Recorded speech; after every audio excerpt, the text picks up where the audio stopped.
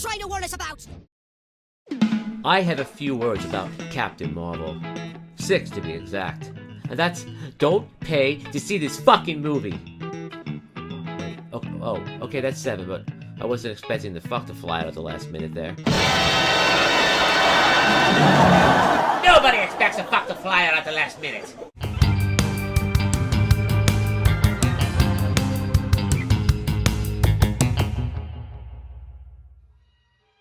I'm sure just about everyone by this point is familiar with comments that Brie Larson has made and how she's turning Captain Marvel into a feminist agenda film, as well as what she said about not needing 40-year-old white dudes to tell me what didn't work for him about A Wrinkle in Time, or that she's not going to let the press tour be overwhelmingly white and male. And the full quote that was taken from is pure gold. Listen to this. About a year ago, I started paying attention to what my press days looked like, and the critics reviewing movies, and noticed it appeared to be overwhelmingly white males. So I spoke to Dr. Stacy Smith at USC Annenberg Inclusion Initiative, who put together a study to confirm that. Am I the only one who finds it freaking hysterical that it took some broad with a PhD to do this? Man, woman, woman, asshole, better with butter.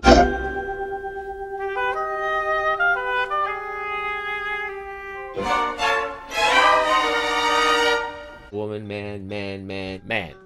There. My Google search, study there is complete. And I have determined that yes, there are indeed more men. Fucking brilliant, man. What does PhD stand for here anyway? Phony hack dingbat? Or that Brie Larson was out there thinking, how can I prove that there are more male critics? Oh, I know. Hey Google, how can I prove that there are more male critics? Ella. Nothing? Oh, hey Google, how many male critics do I know that there are? No. Wow, I thought for sure I'd know that one.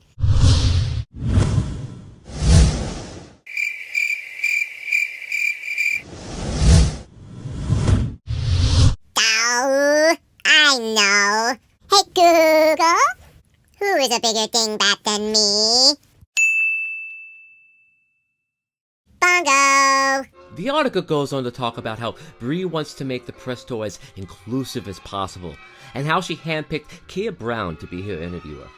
I found out that Miss Brown has cerebral palsy, and I understand that the opportunity to interview Brie is a huge deal for her. My brother-in-law is disabled, and I more than understand the challenges faced with pursuing a career. Often, one in that situation has to choose between the meager benefits offered by the government or the meager living they can eke out given their limitations. They can't do both, because even a part-time job will cut their benefits dramatically, and I'm getting way off track, and oh look, a squirrel dressed like a fucking shark eating an avocado. And where the fuck was I? My point is that she has taken an overall positive message of inclusion and overshadowed it with an overall statement of exclusionary sexism and racism. And we need to show them that this is inexcusable and unacceptable. This kind of sexist, ageist, and flat-out racist talk needs to stop. And I'm not going to go so far as to say that anyone who supports this movie is openly supporting the narrative. I mean, it's just a fucking movie, man. But I will go so far as to say that you definitely aren't impeding them from promulgating said messages, and to continue in thinking that it's just A-O-fucking-K for people to think and talk this way. And by the looks of the steadily dropping numbers in the opening week projections, they must know. Since Brie Larson has been on her press junket for this movie, box office estimates have dropped 28%, and maybe even more by the time you're watching this. Look, I've been just as invested in the MCU as anyone. From Iron Man on, I've been a pretty big fan. But since the release of Black Panther, I've been feeling that familiar sting that comes when a franchise you have fully submersed yourself in the case of Star Wars, for example, since I was 6 years old in 1977, suddenly turns on you and says, this isn't about you anymore. This isn't for you anymore, and calls you names in every other ad hominem attack they can muster up. I would like to add that in the case of Black Panther, it was really more about the media treatment of the movie and not necessarily what anyone involved with it said.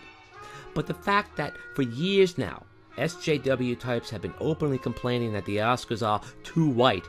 And now the blackest movie since there were blacks, apparently, pay no attention to the last 45 odd years, is up for Best Picture. That is very suspicious to me. I mean, let's be real, it wasn't that good.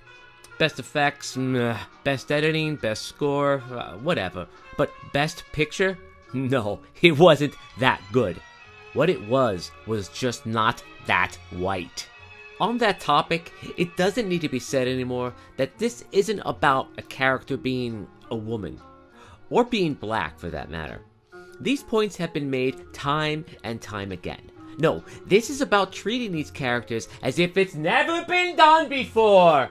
This is about overrepresentation and the complete lack of diversity, ironically in the name of diversity. Rogue One is a great example. That cast looks like a Benetton commercial, which is fine if we didn't live in a climate where they only cast people to meet a quota and, of course, evil white guy! And just as a side note, I really liked Rogue One a lot, and need to make it clear that I don't have a problem with the casting at all, or having a diverse set of characters for that matter.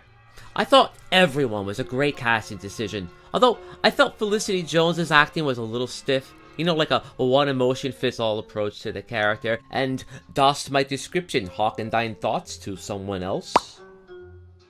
I plan on making a Star Wars video in the near future, so I'll expand more on all of that later. Anyway, we've had strong female characters for decades. Characters that also have depth and vulnerabilities. Characters that transcend gender. We don't love Ripley just because she's a strong woman. In fact, gender doesn't even make my list as to why the character of Ripley is so fucking great, but does play a role in what I love about her. She isn't fearless, but it's a maternal instinct, a softness that juxtaposes that tough exterior that drives her to face her greatest fears. She's not leaving that cat behind, so you can be damn sure she's not going to break her promise to little Newt.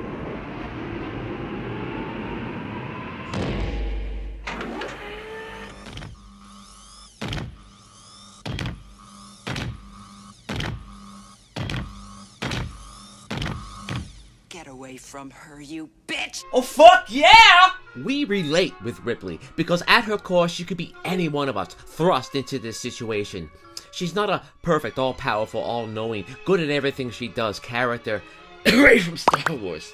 Excuse me. That, and I don't seem to remember Sigourney Weaver going around giving interviews talking like women still don't have the right to vote or something. I mean, listen to this schlock. I know it's exciting and fun to be like, will it sink or will it float? Well, shit only does one or the other, Brie. What's going to happen? Can women exist in the world? We're not sure yet. So, never mind the 200,000 years that Homo sapiens have been roaming the earth. The verdict is still out on that one, folks. But women have been opening movies since the silent era. So, 200,000 years of roaming the earth plus the past 100 years of opening movies, but still, reasons! We have been part of every major art movement. People just push us away once the movement gains momentum and act like we were never really there. What? What the fuck? There's nothing to see here, folks. Carry on, carry on. That is the ramblings of a complete lunatic. Anyone who believes that women in Western culture have it bad or are still oppressed is delusional and just looking for those sweet victimhood status points. I mean, this poor, oppressed thing is only worth $10 million. Hey man, Captain Marvel starts today. It's out right now. You can do what you want. However, I would much rather show them what Disney, I hope, is slowly learning with Star Wars. That we, the toxic masculinity, we, the old white men, young white men, and just men in general, we, the demonstrably strongest sex, we, the quote basement-dwelling trolls who still live with their parents, we, the man babies, we are the ones who overwhelmingly buy the DVDs, buy all the merchandise like t-shirts and toys, comic books and graphic novels, and without us, your movies wouldn't even exist in the first place. Without us, you wouldn't have a soapbox to stand on. When? When are you going to learn? And when are we going to stop letting them treat us like we don't matter? Identity politics are dangerous. It's policies like they are pushing today that were responsible for Jim Crow and segregation, which, unsurprisingly enough, they are also openly pushing for today. Only this time, blacks are the ones who are willfully segregating themselves, with black-only dorms and people of color-only safe spaces. So, if it's a white man's idea to do that, that's racist. If they get the idea and willfully segregate themselves, it's progressive and empowering. White power, bad. Black power, right on, brother. What's the difference between the two? Nothing. Abso-fucking-lutely nothing. They both have origins steeped in identity politics. They both come from a place of marginalizing and or scapegoating one race as the problem to all of life's woes for another, and or claiming that said group is inferior, either genetically or ethically to the other. And this is the part where I stop myself from drawing comparisons to their ideology to that of a certain historical figure, because that's their job. Well, honey, I'm home. Pile honey me. What did I do now? Oh, tonight you were making schnitzel. What a joke. You must be real mad at me, honey. I'm a very, very bad Hitler.